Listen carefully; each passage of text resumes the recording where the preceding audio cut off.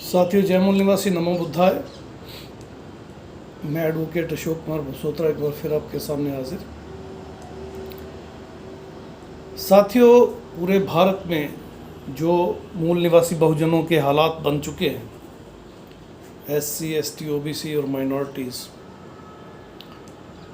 और जो सरकारें इनके साथ कर रही हैं, और उन सब चीज़ों के होने के बावजूद जो व्यवहार मूल निवासी बहुजन दर्शा रहे हैं, जतला रहे हैं, दिखा रहे हैं, उससे मुझे एक बहुत पुरानी सुनी हुई कहानी याद आ गई। आज वो कहानी आपसे साझा करना चाहता हूँ। कमज़ोर दिल के लोग ये वीडियो ना देखें तो अच्छा है, और जो लोग दिल पे जल्दी बात ले लेते हैं वो भी ना देखें, क्योंकि सच थोड़ा कड़वा होता है और बहुत दूर तक तकलीफ़ भी दे सकता है। आई थिंक वो सब लोग ये वीडियो ना देखें जो बर्दाश्त नहीं कर सकते। खैर, बाकी सब देखें, और जिन्हें मैंने मना किया वो भी देखना चाहें तो कोई मना ही नहीं है। मगर मेरा मकसद ये कहानी सुनाने का किसी को ऑफेंड करना नहीं है। एक कोशिश है, शायद इस वीडियो से कुछ लोगों की नींद खुल जाए। तो साथियों, शुरू करते हैं कहानी। एक देश का एक राजा था, और वो हर मुमकिन कोशिश करता था कि अच्छा शासन प्रशासन अपनी रियाया को, अपनी प्रजा को दे सके। एक बार उसके एक बड़े ही खास मंत्री ने कहा, राजा जी, आपकी ये जो प्रजा है इसमें बहुत सहन शक्ति है। राजा को समझ नहीं आया तो उसने कुछ क्लैरिफिकेशन मांगी, किस तरह की सहन शक्ति। मंत्री ने जवाब दिया, राजा जी, ये वो रियाया है इसे आप जितना मर्जी प्रताड़ित कर लें, मारें, पीटें, बेइज्जत करें, जलील करें, ये कुछ नहीं बोलेगी। राजा को बड़ा आश्चर्य हुआ। उसने कहा, ऐसा कैसे संभव है? माना कि जनता बर्दाश्त करने का मादा रखती है, सहन करने की उसके अंदर बहुत शक्ति होती है, मगर एक हद के बाद सहन करना जनता के लिए नामुमकिन हो जाता है और जनता विद्रोह पे उतर आती है। लेकिन उस मंत्री ने कहा कि और प्रदेशों में ऐसा होता होगा, मगर जहाँ तक हमारे देश की बात है, हमारे देश में ऐसा नहीं होता है। राजा को ये बात बड़ी अजीब लगी, और उसने आजमाने के लिए, इस बात को जानने के लिए कि क्या उसका मंत्री सच कह रहा है, एक तरकीब लगाई। उस राज्य में एक जगह से जाने के लिए दूसरी जगह एक पुल था, यानी वो राज्य दो हिस्सों में विभाजित था और बीच में एक ही पुल था। राजा ने 1 रुपया कर यानी टैक्स लगा दिया एक तरफ से दूसरी तरफ जाने के लिए किसी भी व्यक्ति को। जब भी कोई व्यक्ति एक तरफ से दूसरी तरफ जाएगा तो वो 1 रुपया टैक्स देगा, कर देगा। लोगों ने कर देना शुरू कर दिया। थोड़े दिनों बाद राजा ने देखा कि लोगों की तरफ से कोई एजिटेशन या रिएक्शन नहीं हुआ, तो उसने कर बढ़ा के 2 रुपये कर दिया। लोगों ने 2 रुपये देना शुरू कर दिया। राजा ने 5 रुपये कर दिया, कोई नहीं बोला, लोग देते गए, और इस तरह से बढ़ाते बढ़ाते धीरे धीरे धीरे 6 महीने में राजा ने वो कर 500 रुपये कर दिया। राजा बहुत हैरान था कि किसी तरह का कोई रिएक्शन प्रजा की तरफ से, जनता की तरफ से, लोगों की तरफ से नहीं हो रहा था। अब राजा ने एक नई तरकीब सोची, और उसने कर के साथ, यानी 500 रुपया कर जो है उसके साथ हर व्यक्ति जो पुल से गुजरेगा उसको एक जूता ज़ोर से मारने का आदेश दे दिया।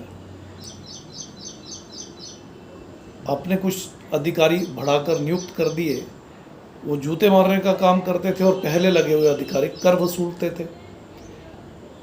राजा को ये जानकर बड़ी हैरानी हुई कि 500 रुपया और एक जूता खाकर भी लोग कुछ नहीं कह रहे थे। राजा ने जूते बढ़ाने शुरू किए और अब एक स्टेज आ गई कि 500 रुपया और 50 जूता पर व्यक्ति पुल क्रॉस करने के लिए मुकर्रर कर दिया गया था।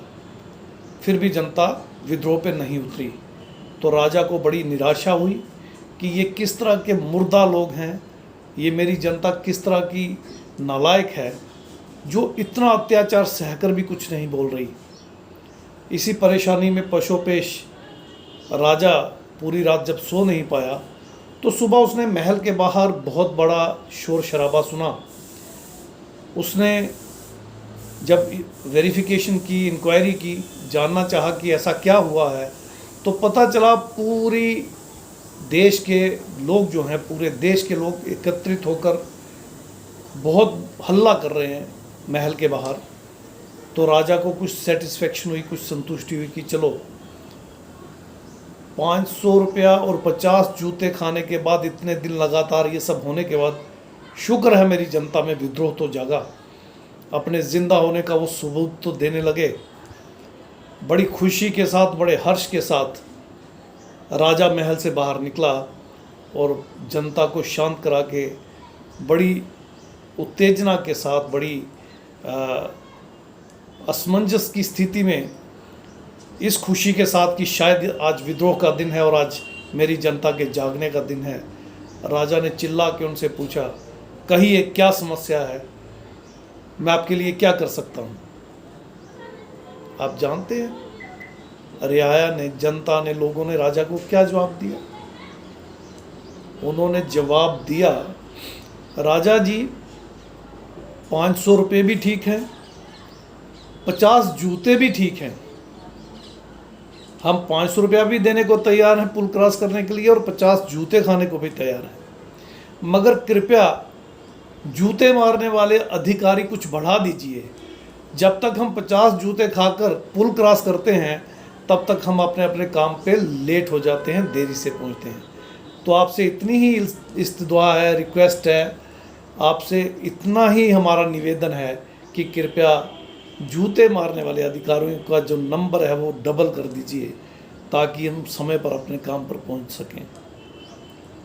और ये देखकर राजा बेहोश हो गया। जब होश आया तो चिल्ला चिल्ला के, रो रो के कहने लगा कि ये किन लोगों का प्रदेश है, ये किन लोगों का देश है, किन का मैं राजा हूँ, किस तरह के नालायक लोग हैं।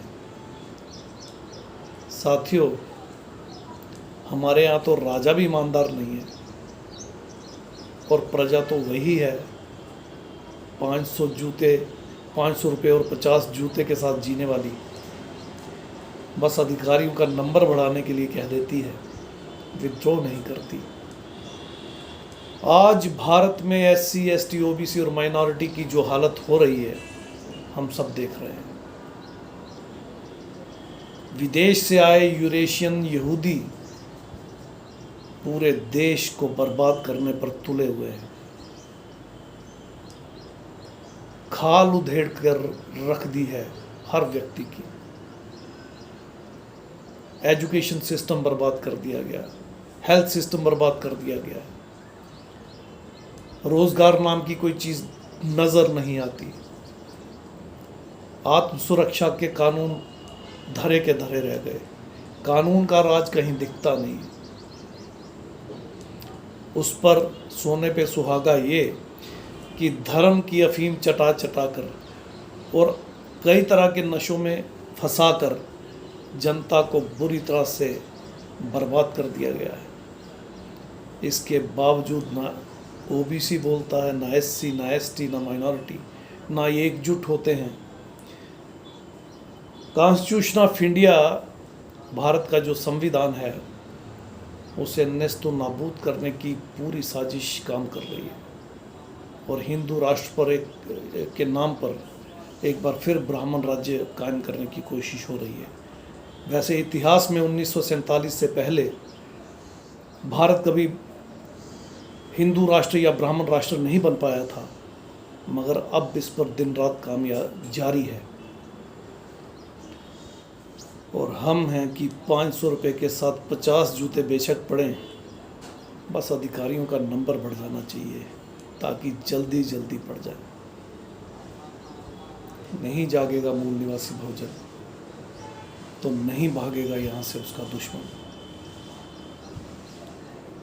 अगर कहानी समझ में आई हो तो औरों को भी समझाइएगा, और अगर नहीं आई हो तो मुझे कोई आश्चर्य नहीं। 500 रुपये भी देंगे, 50 जूते भी खाएंगे और विद्रोह भी नहीं करेंगे। ये सिर्फ भारत की जनता हो सकती है, किसी और देश की नहीं। इन्हीं शब्दों के साथ जय मूल निवासी, नमो बुद्धाय साथियों। मिलते हैं अगले वीडियो में। जय मूल निवासी।